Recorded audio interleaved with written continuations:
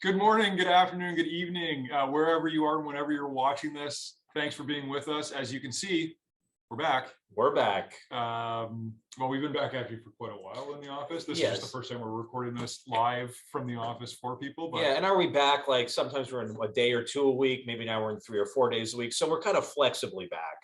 But we're back. We're back. Anyways, we're excited to be here. Thanks so much, like always, for joining us.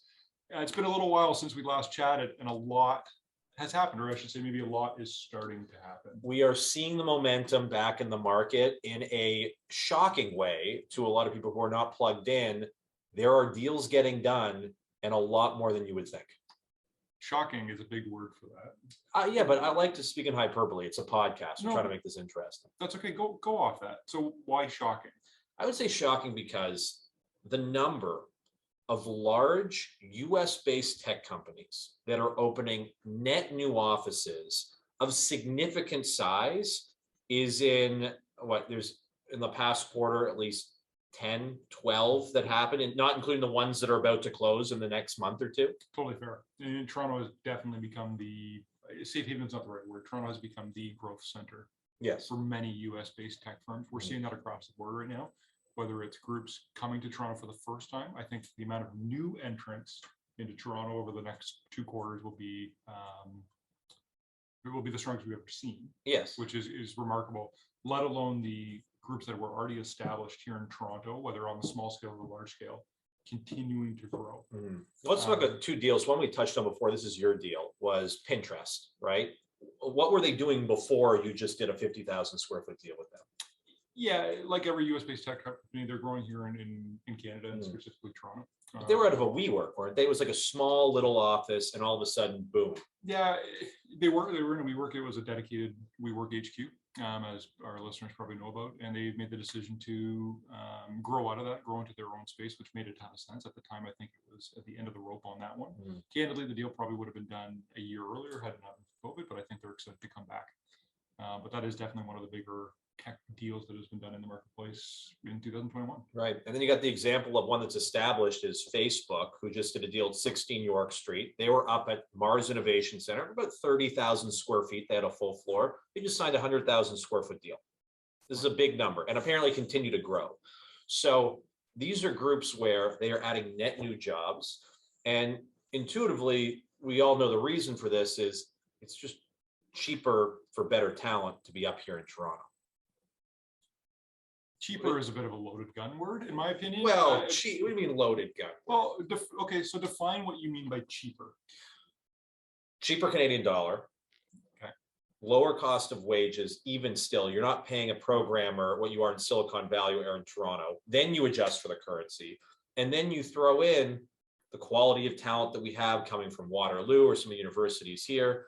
You throw out cheaper office space, even though that's roughly a small factor in terms of the overall cost. Toronto's like 49th in the world for most expensive office buildings. So if you go lease 100,000 square feet here versus considering that in most other major global markets, we're a discount. Yeah, the reason I think I take issue with the word cheaper is I think it's cost effective is probably better. Oh yeah, it's a value play. It's a value play. Right. I think my argument though is actually our talent force is so highly educated. Right. Particularly now in the engineering and tech field, and that doesn't come cheap. Right. So I think maybe that's just where I'm picking back at you a bit. But you're right, that is the driver. Right, it is a cost alternative. Obviously, it frankly diversifies the portfolio as well for these companies as opposed to being fully US centric. They can now come to Toronto. They can come obviously to Vancouver, which we're starting to see them grow in Montreal. Still 2 hours away from the border, still a quick flight. Yeah. But a growing tech population here in Toronto. Now, I was going to ask a question. So these companies have just leased a ton of office space, and our listeners are probably sitting here. They're either still at home, or if they've come back to their office, they're at 25, 30% capacity. Right. So who's going to fill up these massive 50 and 100,000 square foot tech offices? Are people going to come back?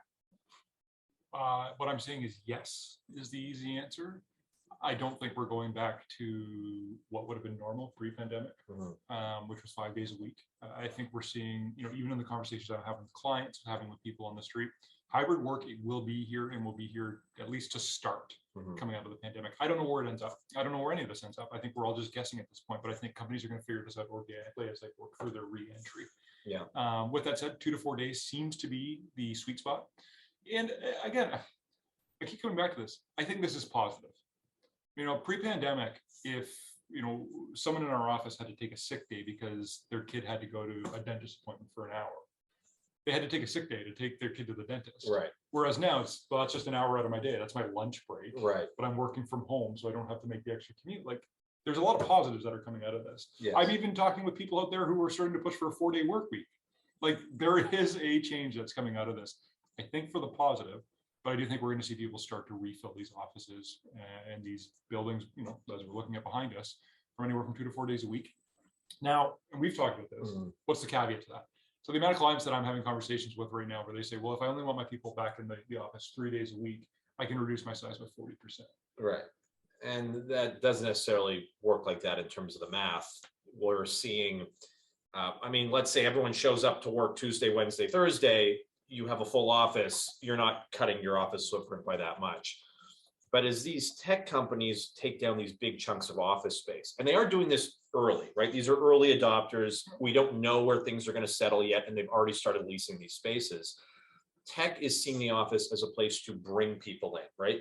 They're not leasing bad office space. They're not leasing lousy Class B. They are focusing on new developments. They are focusing on A-class office space.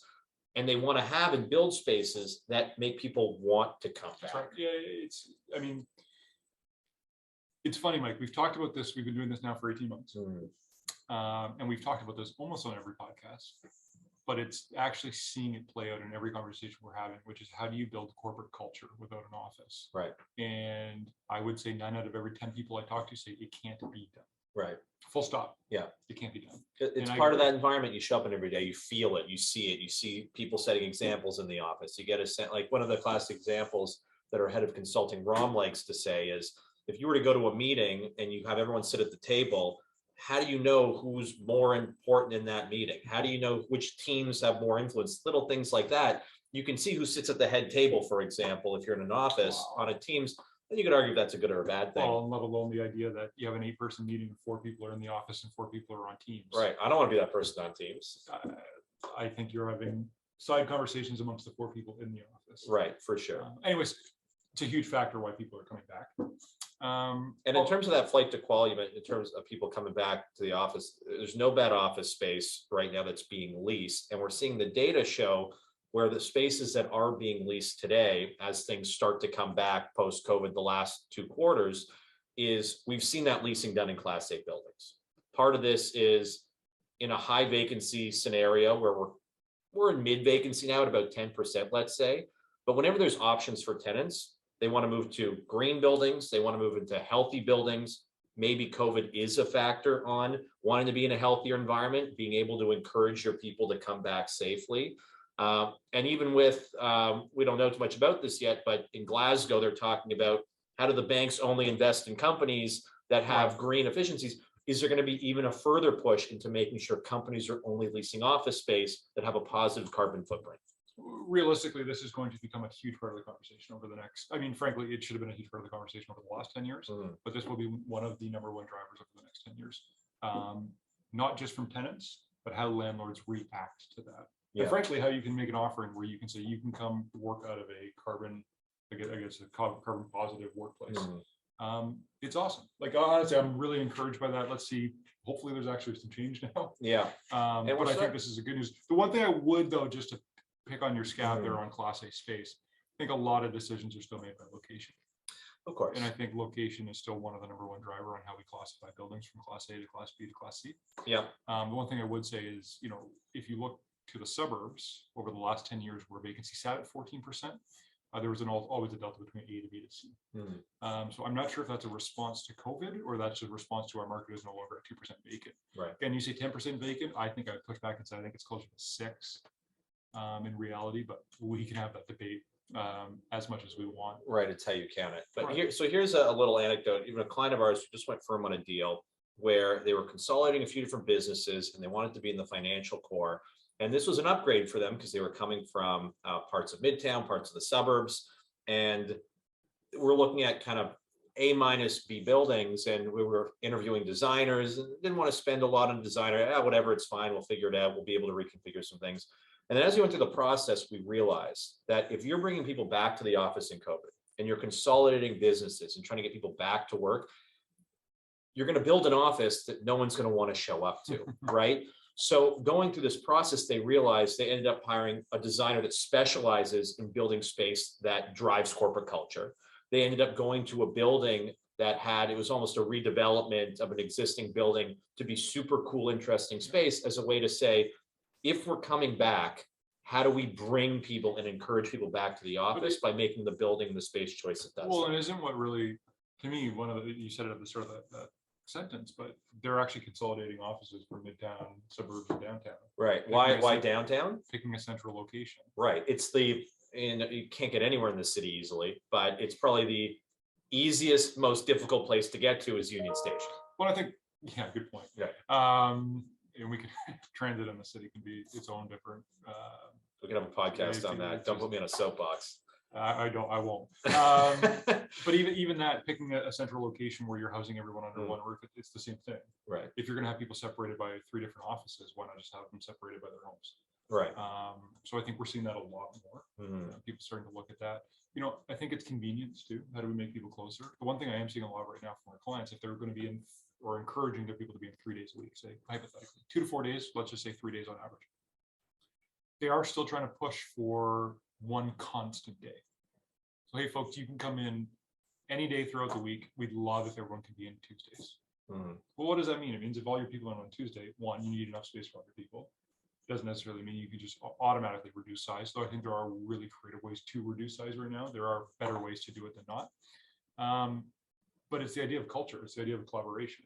So anecdotally, if you only have your people in 2 to 3 days a week, it means at any given time, you only have 40, 60% of the people. Right. So how do we have them all in together? How do we get that benefit of them being in the office while still allowing them to feel that freedom of hybrid work, because that's important to make their employees feel like they're still a part of the conversation. And at the same time, gaining from the benefit where if we are going to have everyone in, how do we maximize that time together? How do we get the collaboration? How do we build that culture again?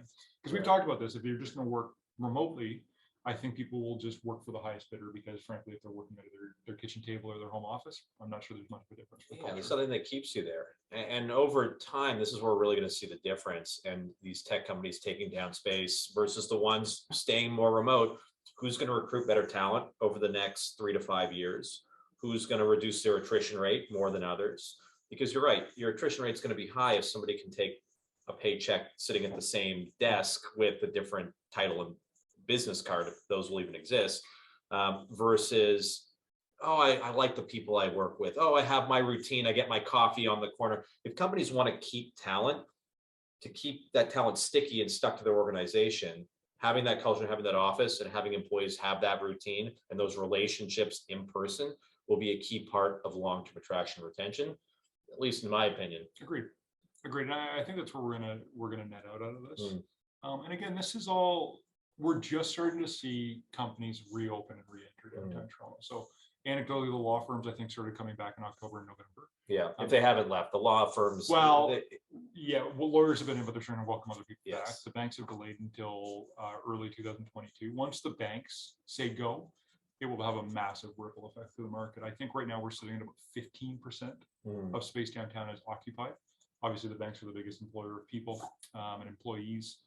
The ripple that comes off of that, and the insurance group go, all the feeders to the banks start to go, law firms start to come back in full force. Yeah, tech will already be back. I want to touch on comes, it's huge. I want to touch the banks because we're getting a little long on our standard time here, but I think the banks is an important part to bring up because a lot of our clients are asking, what are the banks doing?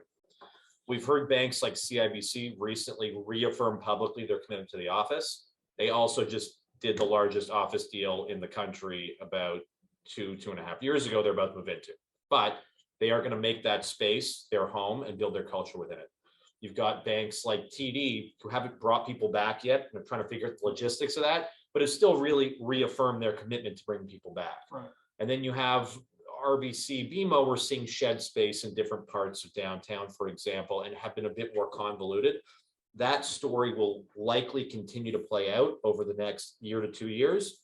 These are big ships that move very slowly, and they might wobble in the water for a little bit as external factors come to play as well. And here's the thing, if you want to play devil's advocate, which there's plenty of people out there right now playing devil's advocate, and I think a lot of that is for personal benefit.